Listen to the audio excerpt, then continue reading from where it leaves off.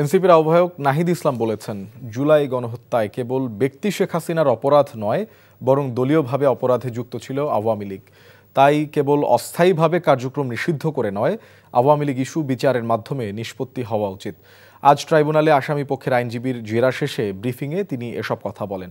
জুলাই আগস্টে সংগঠিত মানবতাবিরোধী অপরাধের মামলায় হাসিনা সহ ৩ জনের বিরুদ্ধে দেয়া সাক্ষ্য শেষে এনসিপির আহ্বায়ক নাহিদ ইসলামকে পুনরায় জেরা করেন রাষ্ট্রনিযুক্ত আসামি পক্ষের আইনজীবী মোহাম্মদ আমির হোসেন। রোববার আন্তর্জাতিক অপরাধ ট্রাইব্যুনাল ১-এর চেয়ারম্যান বিচারপতি মোহাম্মদ গোলাম মর্তুজা মজুমদারের নেতৃত্বাধীন বেঞ্চে এ জেরা করা হয়। এ সময় প্রসিকিউশনের পক্ষে উপস্থিত ছিলেন মিজানুল ইসলাম। এর আগে গেল ১৮ সেপ্টেম্বর দ্বিতীয় দিনের মতো সাক্ষ্য দেন নাহিদ ইসলাম।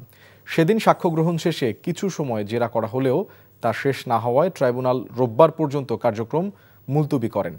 এ মামলায় এখন পর্যন্ত মোট ৪৭ জন সাক্ষ্য দিয়েছেন।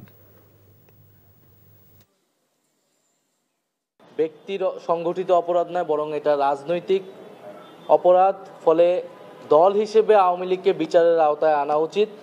ট্রাইব্যুনালের শেষ সুযোগ আছে, আমরা ট্রাইব্যুনালের কাছে আবেদন জানাবো।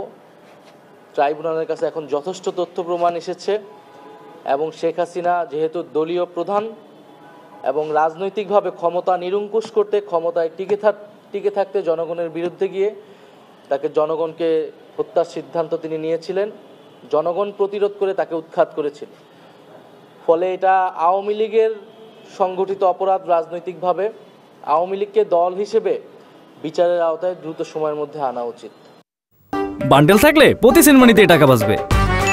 বিকাশ সেনমানি বান্ডেল কিনে জিতুন প্রতি লেনদেনে।